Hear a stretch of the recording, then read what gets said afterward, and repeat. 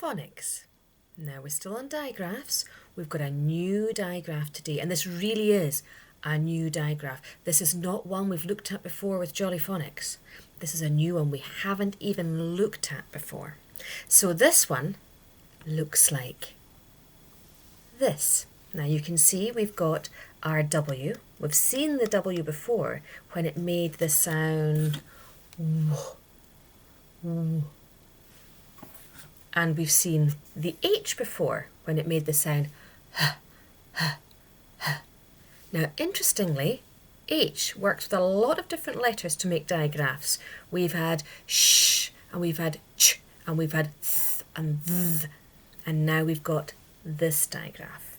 This is quite an interesting one, because when we say this sound on its own, we have our w sound. You're using your voice, w.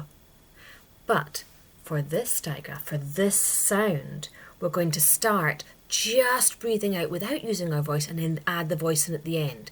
So it's going to go whoo, like that. Whoo. Okay, so let's think about some words where we might have that sound in them. Here's a word with our digraph. Whoo. Then we've got our sound. Then we've got our sound n. N. So we've got wh, n, wh, n, when. Now this time of year is when we see quite a lot of when. Don't know if you get much when in Skye, do you? I wonder.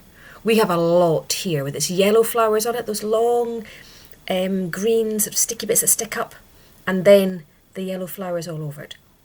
When. And what about this word here? It starts in a similar way. We've got our new digraph, and then we've got p. So it's whip,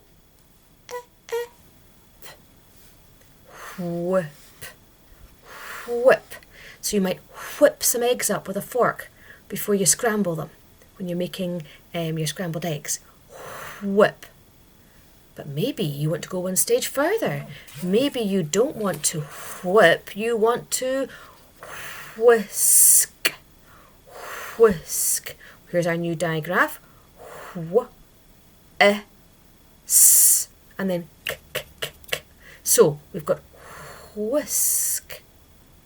You might have noticed that all these words so far have the wh digraph at the beginning, and that's because wh is a digraph that normally comes at the beginning. It's very rare in the English language to have this digraph in the middle of a word.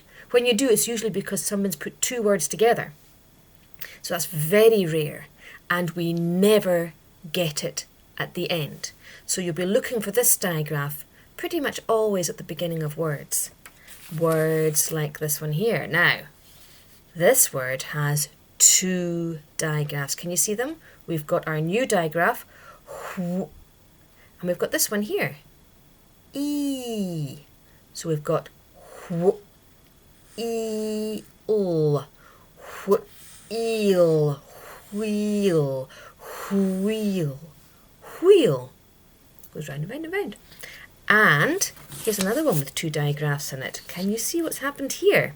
We've got our new digraph, our and then we've got a digraph with a magic E. Remember that?